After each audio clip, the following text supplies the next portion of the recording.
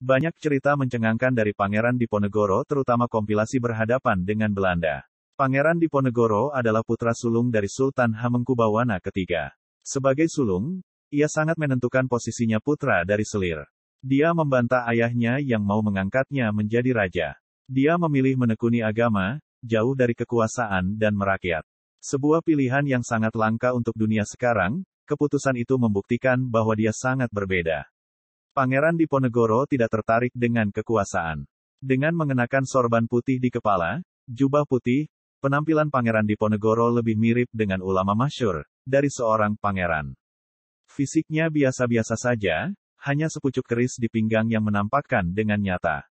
Dia adalah perang panglima, seorang pangeran dengan wibawa luar biasa. Sebagai seorang pangeran dan pejuang, sejarah telah mengenangnya, bahkan lebih masyhur dari keputusan raja.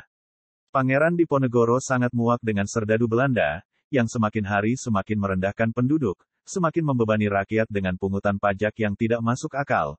Bahkan Belanda juga tidak sesuai adat istiadat lokal, menghina agama, dan berbagai bentuk pelecehan pun membutuhkan lebih banyak. Dengan keadaan bangsanya yang seperti itu, Pangeran Diponegoro semakin muak dengan Belanda. Pangeran Diponegoro pun memutuskan mencabut kerisnya, memulai perang. Pangeran Diponegoro mulai membangun markas di sebuah gua, yaitu Gua Selarong. Di tempat inilah kemudian dia memimpin pasukan menyerukan perang Sabil melawan penjajah Belanda. Seruan itu bergaung hingga seantero jagat Nusantara.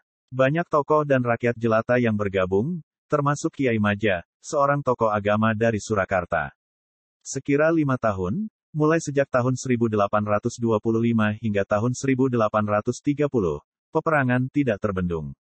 Bahkan, Belanda malah kehilangan tiada taraf. 15.000 serdadu, 20 juta gulden. Jika dikurskan hari ini, boleh jadi bisa mencapai triliunan rupiah. Perang ini adalah perang yang sangat besar, perang massal yang terbuka untuk memperebutkan kebebasan desa dan kota. Pangeran Diponegoro sangat kuat. Jika siang hari Belanda mengambil desa, tetapi malamnya, desa itu sudah dikuasai kembali oleh pasukan Pangeran Diponegoro. Serdadu Belanda pun berhasil dilumpuhkan dan mundur. Puncaknya, Belanda mengerahkan 23.000 serdadu untuk menyerang Pangeran Diponegoro. Bahkan jika difilmkan, lebih parah dari adegan film Lord of the Ring, atau The Last Samurai. Pada peperangan ini, Belanda menggunakan peralatan paling canggih di zaman itu untuk melumpuhkan pasukan pangeran. Jika kisah Lord of the Ring itu adalah fiksi, tapi kisah Pangeran Diponegoro adalah nyata. Senyata catatan-catatan perwira Belanda yang dibawa ke negerinya, senyata nama-nama korban serdadu, jutaan gulden yang dihamburkan mereka, perang terus berkecamuk, Belanda bahkan membawa serdadu tambahan. Sayangnya, setelah diserbu habis-habisan oleh Belanda, kekuatan pasukan Pangeran Diponegoro semakin lemah. Satu persatu, panglima perang Pangeran Diponegoro ditangkap oleh Belanda. Kiai Maja, Pangeran Mangkubumi, Sentot Alibasya dan beberapa pejuang lain ditangkap. Pangeran Diponegoro semakin terjepit, hingga akhirnya di tahun 1830, Belanda yang licik kemudian menjebak Pangeran. Pangeran Diponegoro kemudian dibuang ke Sulawesi. Beliau wafat, dimakamkan di Makassar. Demikian kisah Pangeran Diponegoro.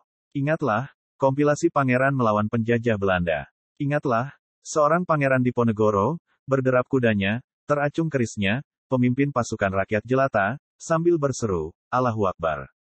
Allahu Akbar. Allahu Akbar. Petik 2 titik. Kalimat tauhid memberikan kekuatan untuk melawan penjajahan. Bukan melawan bangsa sendiri seperti yang banyak kita temui sekarang. Betapa besar jasa Pangeran Diponegoro untuk negara ini. Para pejuang itu rela mati melawan penjajah. Kenanglah kisah-kisah ini, agar kita tidak berhasil siapa yang membuat kita merdeka.